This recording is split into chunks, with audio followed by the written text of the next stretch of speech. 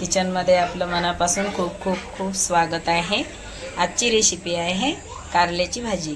मी एक पावशर कारले घेतलेले आहे, त्याला आपण असे कापून घेऊया।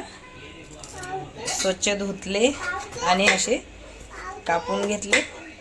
याचप्रमाणे सर्व कारले कापून घेऊया।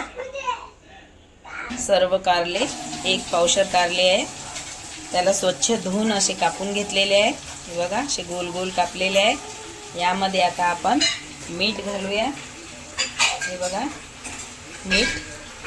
मीठ घातलं, याला असं मिक्स करून थोडा वेळ कवर करून ठेवूया। इथे 2 कांदे घेतले होते, हे 2 कांदे आपण कापून घेतले असे लांब लांब असे कापायचे लांब लांब। एक मोठं टमाटर घेतलं, त्याला कापूया आपण।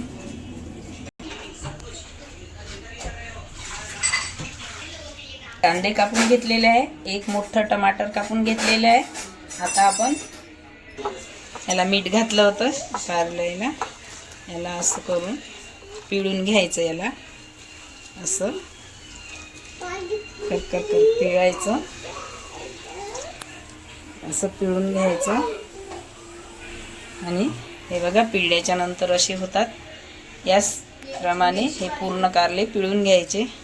आपण हे कारले पूर्ण पिळून घेतलेले आहे, त्यामधला हे पाणी निघालेलं आहे, हे फेकून द्यायचं पाणी। पॅन ठेवलेला आहे गॅसवर, गरम झालेला आहे। आता यामध्ये तेल घालत आहे। हे बघा 2 पळ्या तेल घातलेलं आहे आपण। हे तेल गरम होऊ देऊया। तेल गरम झाल्याच्या नंतर यामध्ये कांदा घालायचा। तेल बघायसाठी थोडं जिरं घालूया। गरम झालं का? तेल गरम झालेलं आहे, आपण कांदा सोडलेला आहे, याला परतून घ्यायचं। याला लालसर कलर येऊ द्यायचा। थोडा कांदा लालसर आलेला आहे, यामध्ये टमाटर घालूया।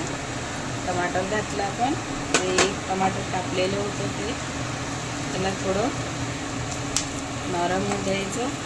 टमाटर तेलामध्ये आणि कांदा आपण असा परतून घेतला। टमाटर थोडं नरम झालेलं आहे, यामध्ये आपण हे कारले कापलेले कारले घालूया। त्यामध्ये परतून घेऊया। आता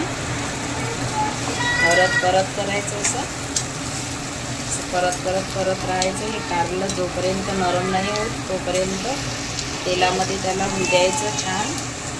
कारलं कडू नाही बनत। 10 मिनिटं असं परत करायचं, असं परतून घ्यायचं। सगळेच कारले शिजायला पाहिजे।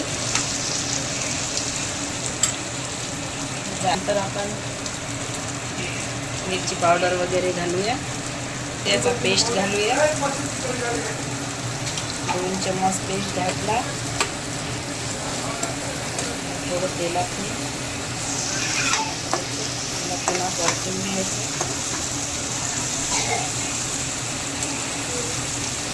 बघा छान भाजी नरम होत आहे। मिरची पावडर घालूया। मिरची पावडर 2 चम्मच घातलेलं आहे। थोडी हळदी कलरसाठी। धनिया पावडर,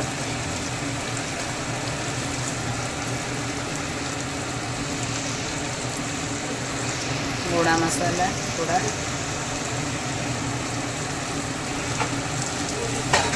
किती छान भाजी झाली, मस्त छान भाजी झालेली आहे।